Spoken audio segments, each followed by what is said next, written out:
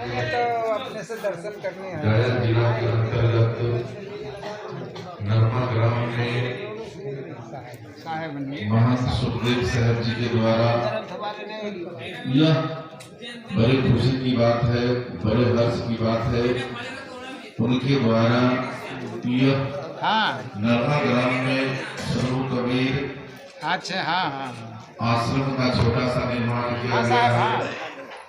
इसी के उपलक्ष्य में इनके द्वारा 2 दिवसीय सत्संग का आयोजन किया गया है। दूर दूर से संत महात्माओं को बुला करके सत्संग के द्वारा, प्रवचन के द्वारा, भजन के द्वारा यह कबीर आश्रम का उद्घाटन किया गया है। तो हम लोगों को बहुत समय से स्वरूप कबीर साहब के विचारों को सुनने से हमारे सुखदेव साहब जैसे महात्मा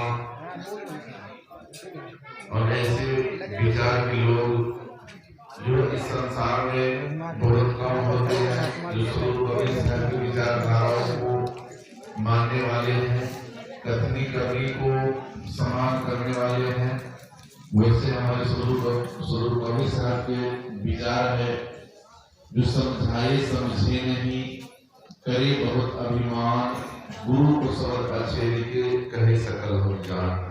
साहब इशारा किए हैं, हम लोग सत्संग को सुनते हैं, लाख शब्द के द्वारा हो, उपदेश के द्वारा हो, बहुत सारी बातों पर हम लोगों ने चर्चा सुने, लेकिन हम लोग जितना सुनते हैं सत्संग में, उस शब्द का अगर हम लोग एक क्षण, एक पल, एक घड़ी का जो सत्संग का जो शब्द है, उसको अगर हम अपने जीवन में उतार ले तो हमारा जीवन जो है बदल जाएगा। लेकिन शब्द को हम लोग सुनते हैं लेकिन उस पर अमल नहीं करते हैं। अमल हम लोग इसलिए नहीं करते हैं जो हम लोगों के मन में यह बसा हुआ है, जो सत्संग का हमारे जीवन में बहुत कुछ जरूरी नहीं है।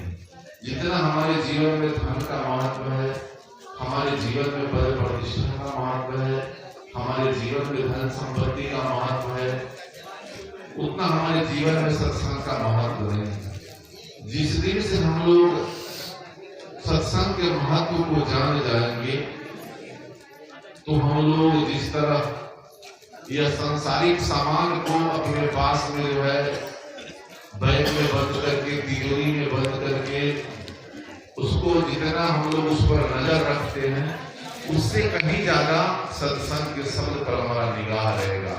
जिस दिन से हम अपने जीवन में सत्संग को समझ लेंगे, सत्संग भी हमारे जीवन का एक महत्व है, हमारे जीवन का एक अंग है, हमारे जीवन का एक आधार है। अगर समझ जाए तो, अगर नहीं समझेंगे तो एक जन्म को कौन कहे, एक दिन को कौन कहे, बरसों आप सत्संग में बैठे रहे तो इससे आपका जीवन बदल नहीं सकता। जब तक आपका ध्यान, आपका मंथन, आपका विचार लोड कर रहे हैं सत्संग के प्रति जागृति अवस्था नहीं होगा, सत्संग के प्रति आप जो है लगन आपका नहीं होगा, तो सत्संग में अभी बैठे हुए हैं, हमारा मन जो है कहीं और भटक रहा है और शरीर को बांधने से कुछ होने वाला नहीं। बांधना अगर है तो मन को बांधिए सत्संग के प्रति। अगर हम लोग ऐसा अगर करते हैं और ऐसा हम लोगों का सोच अगर बन जाए तो समझ लीजिए हमारा कल्याण संभव है। और यह मनुष्य का जीवन हम लोग को मिला है अभिमान से बचने के लिए, द्वेष से बचने के लिए, ईर्ष्या से बचने के लिए, कलह कलेश से बचने के लिए।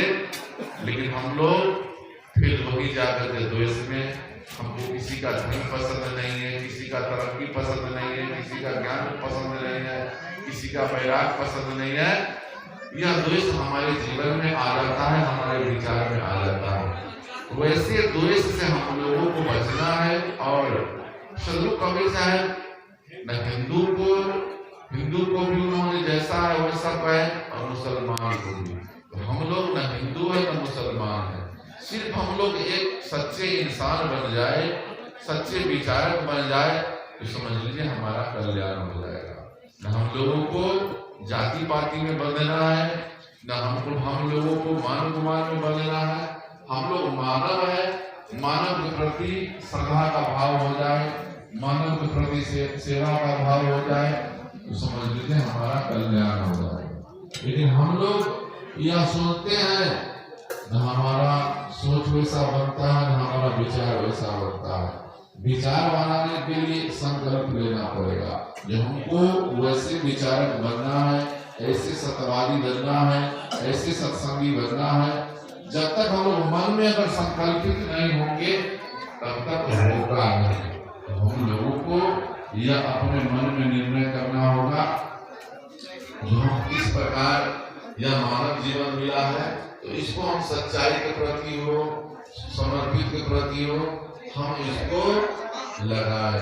यह आपके सोच पर निर्भर करता है। सत्संग तो रोज होता है, मोबाइल के माध्यम से, टीवी के माध्यम से होता है, लेकिन सत्संग होता है, लेकिन लूटपाट बंद नहीं हो रहा है, चोरी चकारी बंद नहीं हो रहा है, हिंसा बंद नहीं हो रहा है, बेविचारी बंद नहीं हो रहा है। और ऐसा अगर हम लोग जब तक करते रहेंगे चोरी चकारी हत्या बेईमानी तो सत्संग नहीं हुआ। सत्संग का मतलब है समाज में अमन चैन हो जाना, समाज में शांति हो जाना, तब हुआ सत्संग। इतना ही शब्दों के साथ हम अपनी वाणी को विराम देते हैं।